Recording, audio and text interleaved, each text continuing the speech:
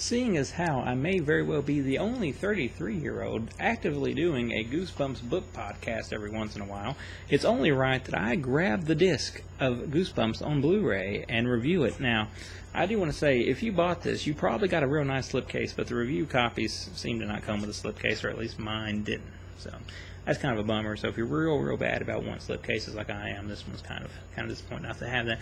But the movie's great, I will say that up front. But let's talk a little bit about it here. Now, when I first heard there was going to be a Goosebumps movie, I was a little bit iffy on it. Not because I didn't think that it had legs, because I think Goosebumps is one of the greatest things out there. It's a great, series of books. I have tons of the books in there. I still read the books, do a podcast on the book. But when they said that Jack Black was going to be in it and was going to be playing R.L. Stine, which I said on one of the podcasts on here, I did not want nothing to do with the movie at first, because I was like, man, I do not like Jack Black. I can't remember off the top of my head really two movies that I ever enjoyed Jack Black in. But rest assured, he actually is halfway decent in this one, so who knew? But nonetheless, we have a boy coming to a new town. It's like a real small town, and his mom's going to be the principal at the school. Now, he's lost his father, and that's kind of a big bummer, but as he's moving into the house, he sees this girl named Hannah, and he really becomes kind of attached to her quickly. She becomes attached to him.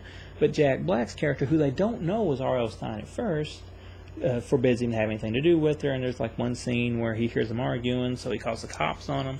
But when the cops get there, there's no girl, and, Stine claims there's no girl there and all that. So he gets his new friend to help him break into the house. And one of the things I first noticed when they get in the house is that the guy's got like a whole bunch of original Goosebumps, like manuscripts or whatever you want to call it, and they're all locked up. So they don't know it at the time, but when you unlock one, whatever the book was about, that character comes to life. So the first thing they actually end up unlocking accidentally is the Abominable Snowman of Pasadena.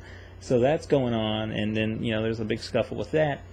And in the process, Slappy from Night of the Living Dummy, which is like probably the most popular Goosebumps book out there, and one of them, it gets free, and of course, he's going to do what he can to cause trouble. So all the books end up free, all the books end up being destroyed, so now they have to find a new way to get all these monsters back into the book. So Stine kind of warms up to him, and Stine, his new friend, and the girl go and trying to save the town from all these creatures that come out of the book. So basically, if you've ever been a fan of Goosebumps, any character or any, monster or whatever that you've ever loved or enjoyed from them, they're all here somewhere or another. Some's got bigger roles than others, and some of them, they're just kind of there, but you kind of look for them. It's kind of like trying to find Waldo sometimes.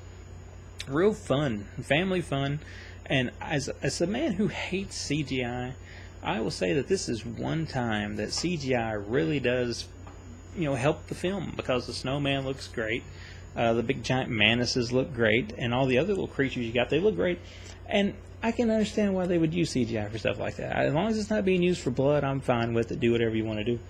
This right here, though, this is a great movie, and I was surprised really at how great it was, because I was prepared to hate it.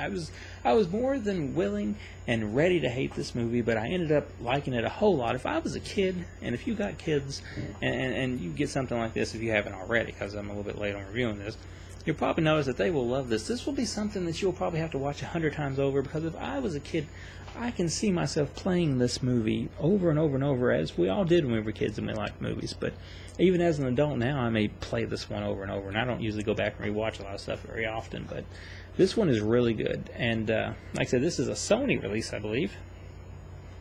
I think, is it Sony? Maybe it ain't Sony. Yeah, it is Sony. Okay, it's Sony.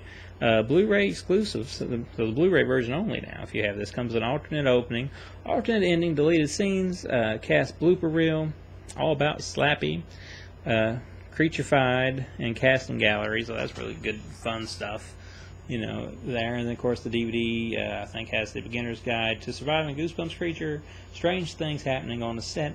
Like I said, if you don't like Jack Black, and I didn't like Jack Black, rest assured that this movie is actually him in a very tolerable fashion. I guess he's not really overreacting as he normally does and stuff, and he doesn't really get as annoying. And I think the reason I was able to avoid that is because they let him do like the voice for Slappy, and I think the Invisible Boy also in the film. So, and then there's some really good twists and turns. I mean, it wouldn't be Goosebumps if it didn't have twists and turns along the way. So some of them's pretty shocking, and there's actually moments that gets pretty touching here. So I was pleasantly surprised with how good this movie was. So if you haven't seen Goosebumps, then I'd give that a pick up.